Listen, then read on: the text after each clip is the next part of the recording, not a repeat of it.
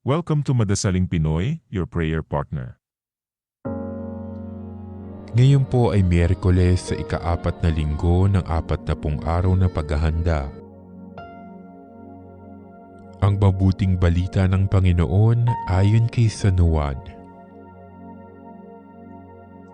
Noong panahong iyon, sinabi ni Jesus sa mga Hudyo, "Ang aking Ama'y patuloy sa paggawa at gayon din naman ako." Lalong pinagsikapan ng mga Hudyo na patayin siya sapagkat nilabag na niya ang batas tungkol sa araw ng pamamahinga, ay sinasabi pa niyang ang Diyos ang kanyang Ama at sa gayoy ipinapantay ang sarili sa Diyos.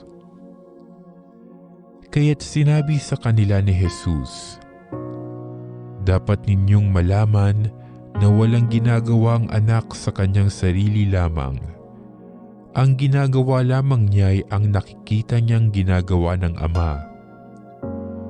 Ang ginagawa ng Ama ay siya ring ginagawa ng anak, sapagkat minamahal ng Ama ang anak, at ipinakikita sa anak ang lahat ng ginagawa niya. At higit pa sa mga ito, ang mga gawang ipinakikita sa kanya ng Ama, at manggigilalas kayo. Kung paanong binubuhay ng Ama ang mga patay, gayon din naman bubuhayin ng anak ang sinumang nais niyang buhayin. Hindi humahatol kanino man ang Ama. Ibinigay niya sa anak ang buong kapangyarihang humatol upang parangalan ng lahat ang anak, tulad ng kanilang pagpaparangal sa Ama.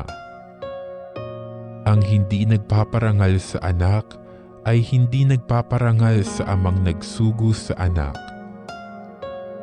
Sinasabi ko sa inyo, ang nakikinig sa aking salita at nananalig sa nagsugo sa akin ay may buhay na walang hanggan. Hindi na siya hahatulan kundi inilipat na sa buhay mula sa kamatayan. Tandaan ninyo, darating ang panahon, ngayon na nga, na maririnig ng mga patay ang tinig ng anak ng Diyos, at ang makinig sa kanya ay mabubuhay. Ang Ama ang may kapangyarihang magbigay buhay, at ang anak ay binigyan niya ng kapangyarihang magbigay buhay. Binigyan din siya ng kapangyarihang humatol sapagkat siya ang anak ng tao. Huwag ninyo itong pagtakhan sapagkat darating ang oras na maririnig ng mga patay ang kanyang tinig. Sila'y muling mabubuhay at lalabas sa kinalilibingan nila. Lahat ng gumawa ng mabuti ay pagkakalooban ng buhay na walang hanggan, at lahat ng masama ay parurusahan.